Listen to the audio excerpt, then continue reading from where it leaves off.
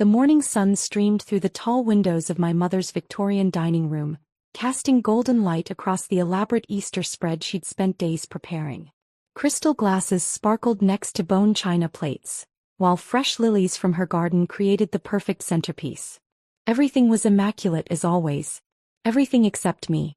I sat at the far end of the mahogany table in my simple cardigan and jeans, watching my family gather for our traditional Easter brunch. At 31, I was the odd one out, the daughter who'd chosen words over wealth, stories over status.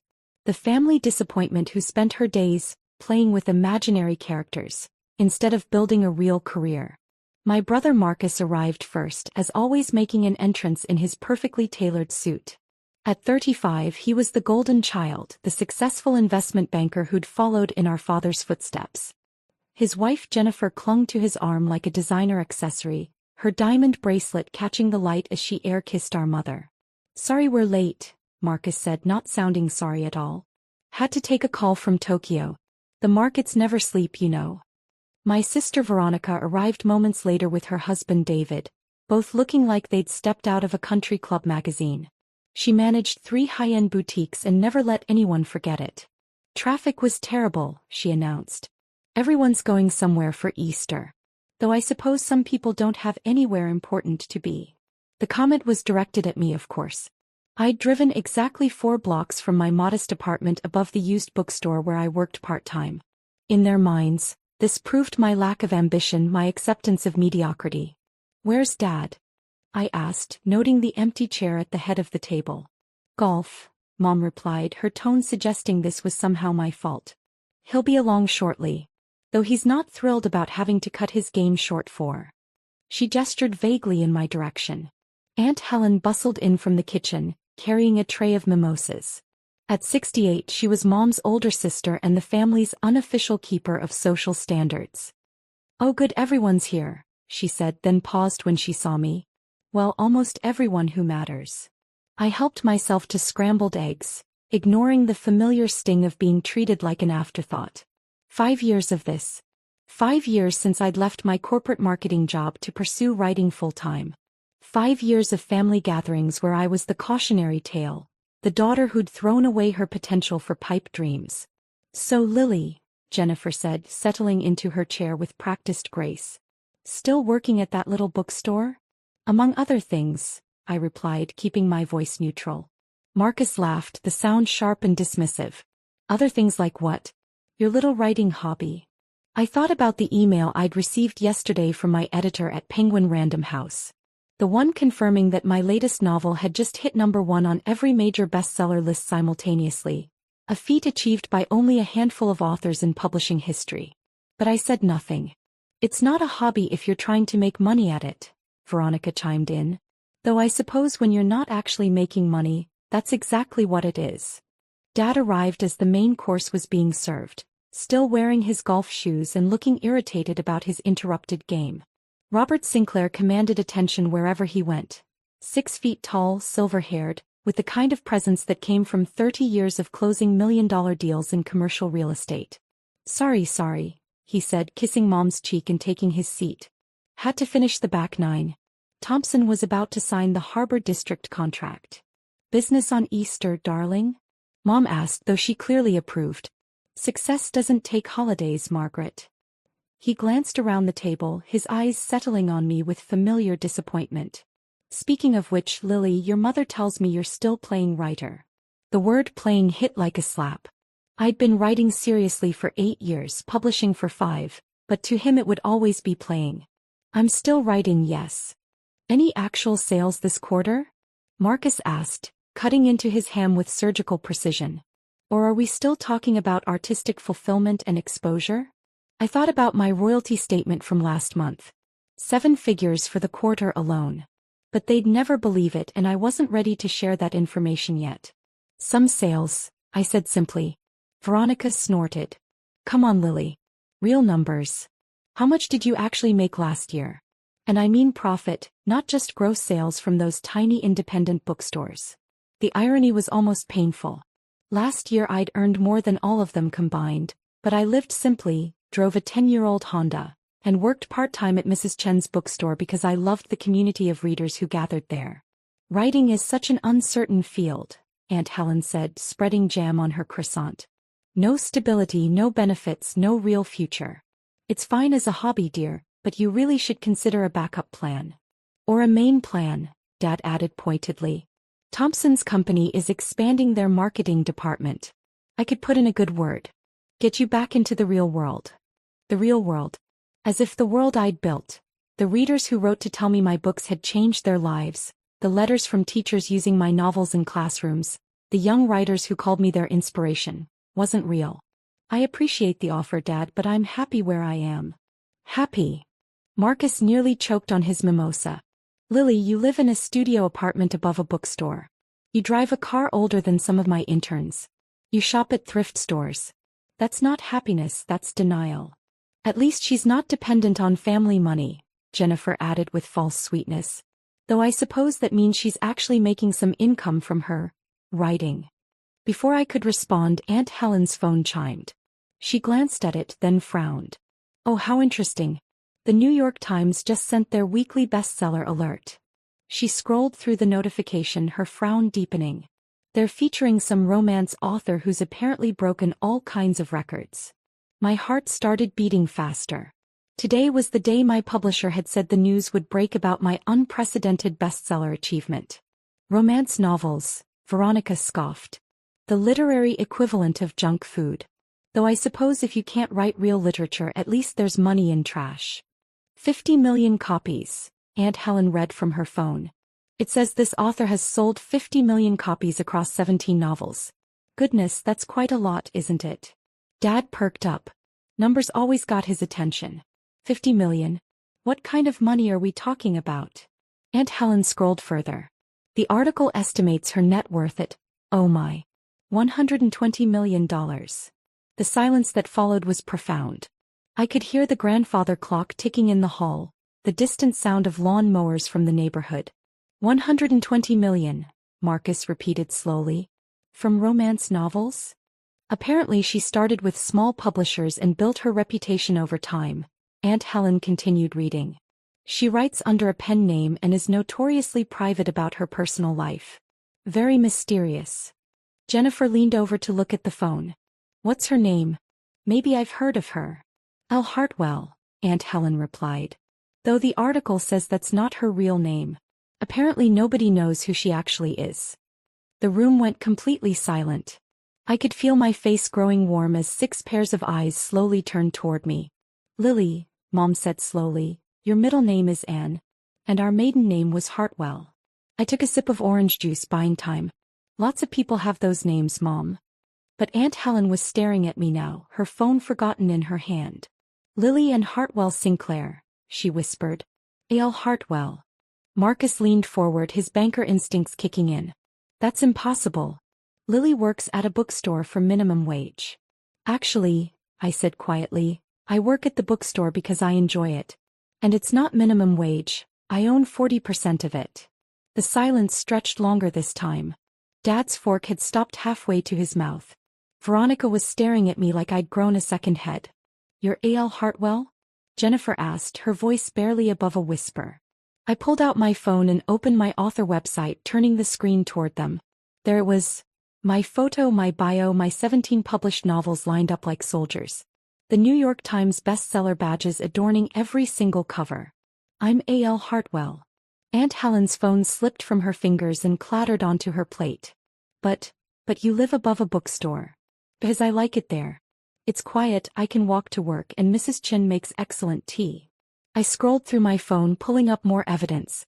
I also own a cabin in Vermont where I do most of my writing, and a small house in Provence that I use for research trips.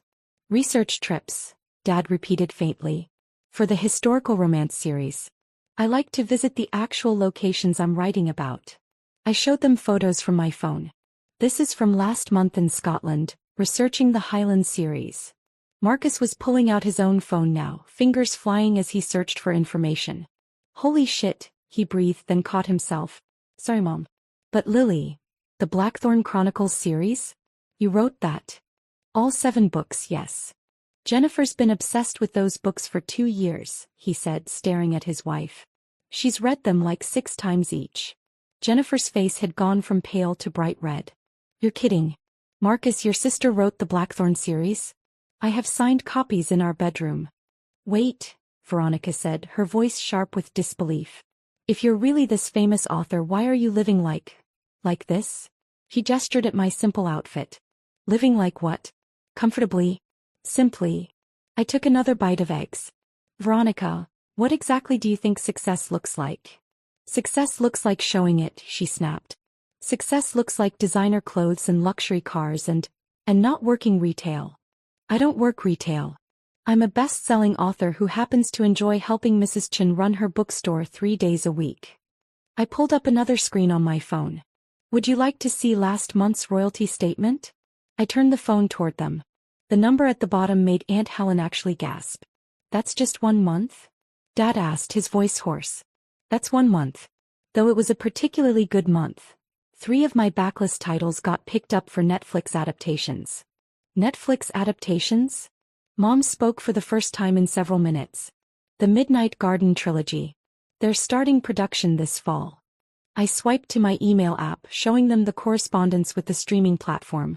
I'm executive producing, which means I have creative control over the adaptations. Marcus was still scrolling through search results on his phone. The articles. They're calling you one of the most successful indie to traditional crossover authors in publishing history. Indie to traditional. Dad looked confused. I started by self-publishing on Amazon, I explained. Built a readership, proved the market existed, then major publishers started bidding for my backlist and future books. It's actually a fairly common path now, though I was one of the early success stories. But why didn't you tell us? Mom's voice was small, almost wounded. I set down my fork and looked around the table at their faces.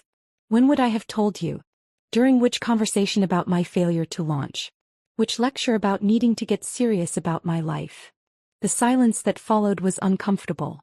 Memories of countless family gatherings flickered between us. All the times they dismissed my writing. All the suggestions that I needed to find a real job, all the comparisons to Marcus and Veronica's more traditional success. Last Christmas, I continued, you told me I was embarrassing the family by not having a proper career. At Thanksgiving, Dad suggested I was too old to still be chasing childhood dreams. And just 20 minutes ago, Marcus called my writing a hobby. We didn't know, Jennifer said weakly. You didn't ask. I pulled up my Amazon author page, showing them the wall of 5-star reviews, the millions of ratings, the fan comments from around the world. You assumed. You saw where I lived and how I dressed and decided you knew everything about my life. Dad cleared his throat. Lily, we thought we were being supportive. Encouraging you to pursue stability. Stability. I laughed, but there was no humor in it. Dad, I own my apartment building. The entire building. I bought it 2 years ago because I liked living there and wanted to ensure my neighbors wouldn't be displaced by gentrification. More stunned silence. Veronica was frantically Googling something on her phone. The bookstore, she said suddenly. You said you own 40% of it. Mrs. Chen's son wanted to sell when she got sick last year. I bought his share to keep it in the family, then bought another 10% from an investor who was pressuring her to change the store's character. How much? Marcus started, then stopped. How much what? How much are you actually worth? I considered the question. Financial privacy had always been important to me, but they'd pushed the conversation here. Forbes estimated $120 million last year, but that was before the Netflix deal and the new publishing contract. I showed them the article Aunt Helen had been reading. This year it'll probably be closer to $150 million. The number hung in the air like a physical presence. Dad's golf achievement from the morning suddenly seemed very small. Marcus's Tokyo call felt insignificant. Veronica's boutiques looked like toy stores in comparison. But you drive a Honda, Jennifer whispered. It's reliable and environmentally responsible. I smiled slightly. I'm not against spending money, I just prefer to spend it on things that matter. Like preserving community bookstores, supporting literacy programs, and ensuring my neighbors aren't displaced by rising rents. Literacy programs? Mom asked.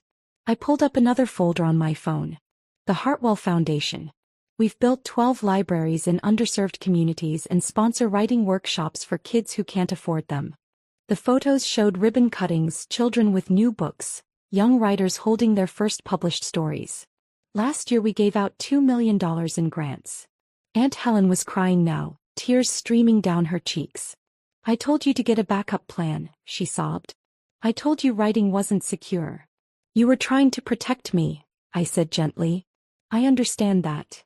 No, you don't understand. She fumbled for her napkin. 60 years ago I wanted to be a writer too. I had stories, characters, whole worlds in my head. But everyone said it was impractical, unrealistic. So I became a secretary instead. She looked at me with something between pride and heartbreak. You did what I was too scared to do. You followed your dreams and made them real. Dad was studying his hands, his golf triumph from the morning forgotten. When you left the marketing job, he said slowly, I thought you were making the biggest mistake of your life. I know. I thought I was protecting you from disappointment. I know that too. He looked up, meeting my eyes for the first time that day. I was wrong. Before I could respond, my phone rang. The caller ID showed my agent's number. Sorry, I should take this, I said, answering the call. Lily, it's Sarah, came my agent's familiar voice. I hope you're sitting down. We just got word that the International Publishers Association wants to present you with their Lifetime Achievement Award. You'd be the youngest recipient in their history. I stepped away from the table, trying to process what she was saying. The Lifetime Achievement Award? But I'm only 31. Exactly. They're recognizing the unprecedented impact you've had on global literacy. The Foundation's work, the international sales figures, the way you've bridged traditional and indie publishing. They want to honor all of it. When would this be? The ceremony is in London next month. Black tie, red carpet, the whole production. The BBC wants to do a documentary about your career journey, and there's talk of a keynote address at the London Book Fair. I glanced back at my family, who were all watching me with expressions ranging from awe to confusion. Sarah, can I call you back? I'm in the middle of a family situation. Of course. But Lily? Congratulations. You've really done something special. After hanging up, I walked back to the table where 6 pairs of eyes waited for an explanation. That was my agent, I said, sitting back down. I'm receiving a Lifetime Achievement Award from the International Publishers Association next month. Lifetime Achievement, Marcus repeated slowly. At 31. Apparently they've never had someone impact global literacy quite like this at such a young age. I pulled up the email Sarah had sent while we were talking. They're also doing a BBC documentary about my career. Mom stood up suddenly, her chair scraping against the floor. She walked around the table and pulled me into a fierce hug. I'm so proud of you, she whispered. And I'm so sorry we didn't see it sooner. The floodgates opened then. Veronica started crying, apologizing for every dismissive comment. Marcus kept shaking his head, muttering about how he'd completely misjudged the publishing industry. Jennifer was already ordering my entire backlist on her phone, explaining that she needed paperback copies to go with her signed editions. I have a confession, Dad said as the emotional storm settled. I've actually read one of your books. Everyone turned to stare at him. The Highland Chief, he continued, his cheeks slightly red. Your mother had it on her nightstand. I picked it up one night when I couldn't sleep, thinking I'd read a few pages and see what all the fuss was about. And? I asked. I finished it in one sitting. Then I read the whole series. He cleared his throat. They're actually quite good. Historically accurate, well-plotted, compelling characters. Not what I expected from romance novels. Romance is the best-selling fiction genre in the world, Dad. Has been for decades. I'm learning that. He stood up, walking to the window that overlooked Mom's garden. Lily, I owe you an apology. Not just for today but for years of dismissing something I didn't understand. You don't need to. Yes, I do. He turned back to face me. I spent so many years worried about your financial security that I never bothered to understand what you were building. I was so focused on traditional markers of success that I missed the fact that you'd created something extraordinary. Aunt Helen had recovered enough to speak again. The foundation, she said. The literacy programs. Can you tell us more about that? For the next hour I shared stories from my real life. The libraries we'd built in rural communities where children had never owned books before. The writing workshops that had helped kids find their voices. The scholarship program that sent aspiring writers to conferences they couldn't otherwise afford. I showed them photos from my travels. Not just the research trips to castles and countryside, but visits to schools where teachers used my books to encourage reluctant readers.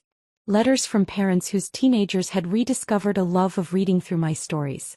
Messages from other authors who credited my indie to traditional success with inspiring their own careers. "You're not just a successful author," Veronica said softly. "You're changing lives. That's always been the goal. The money is wonderful.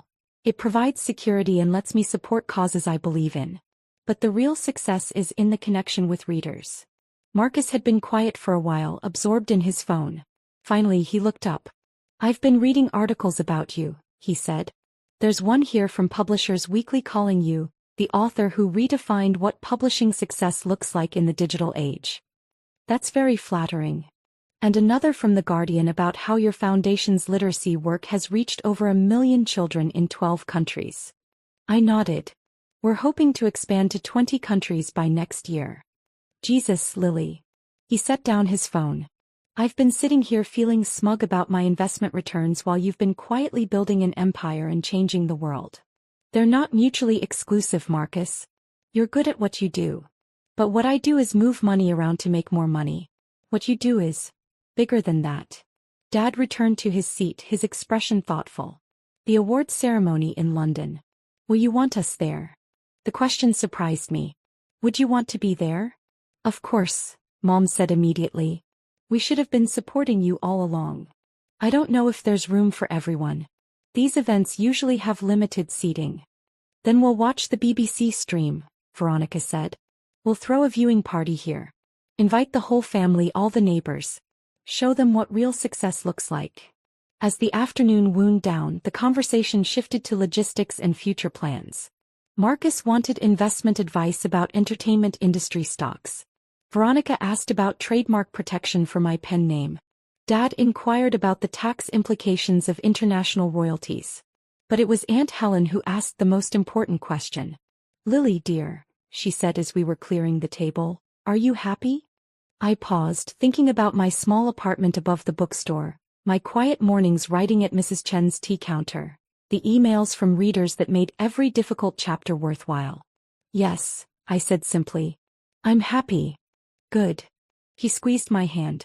"That's the only success that really matters." As I drove home in my reliable Honda Civic, my phone buzzed with texts from family members who were already sharing news of my success with their social circles. Photos of my book covers appeared on various social media accounts, along with proud announcements that I was their daughter, sister, niece. The irony wasn't lost on me. For 5 years I'd been their embarrassment. Now in the span of one Easter brunch I'd become their crown jewel. But as I pulled into my parking spot behind the bookstore, I realized something important. Their opinion of my success had never actually mattered. What mattered was that I'd stayed true to my vision, built something meaningful and found a way to make a living doing what I loved. Mrs. Chen was watering plants on the front steps when I walked up. "How was family brunch?" she asked with a knowing smile. "Educational," I replied. "For all of us." "Ah." She nodded wisely. "Sometimes the people who know us longest understand us least." I climbed the stairs to my small apartment, thinking about the awards ceremony in London, the new publishing contract waiting for my signature, and the dozen story ideas competing for attention in my notebook. Tomorrow I'd call Sarah about the documentary. I'd review the foundation's grant applications. I'd probably spend an hour answering emails from family members who were suddenly very interested in my career. But tonight I'd do what I'd been doing for the past 8 years. I'd sit at my desk, open my laptop and write the next chapter. Because that's what writers do. We write the stories that matter to us, trust that they'll matter to others, and build our own definitions of success one word at a time. 3 months later I stood on the red carpet in London, wearing a designer gown that cost more than my car but felt worth it for the occasion. The International Publishers Association had rolled out every honor they could bestow, and the BBC documentary crew followed my every move. As I accepted the Lifetime Achievement Award, I looked out at the audience of publishers, authors and literary dignitaries. In the front row sat my family, Mom and Dad, Marcus and Jennifer, Veronica and David, even Aunt Helen, all beaming with pride. When I started writing, I said during my acceptance speech, I had no idea it would lead here. I wrote because I had stories to tell, characters who demanded their voices be heard. The success that followed was built on that foundation: authentic storytelling and genuine connection with readers. Later at the after-party, Dad found me by the champagne fountain. I've been thinking, he said, about success and how we measure it. Oh. Your mother and I want to start a scholarship fund. 4 young writers who need financial support to pursue their dreams. We'd like to name it after you if that's all right. I felt tears prick my eyes. Dad, that's wonderful. But you don't need to name it after me. Yes, we do. He smiled, the first genuinely warm smile he'd given me in years. We need to make up for lost time. And we want other families to recognize what we almost missed. That success comes in many forms, and the best kind is the kind that makes the world a little bit better. As the evening wound down, I thought about the journey that had brought me here. The 5 years of family disappointment, the quiet determination to prove, not to them but to myself, that my dreams had value. I'd succeeded beyond my wildest imagination, but the real victory wasn't in the awards or the money or even the family's newfound respect. It was in the knowledge that I'd stayed true to my vision when everyone else thought I was lost. Sometimes the best revenge isn't proving people wrong. It's proving yourself right, one story at a time.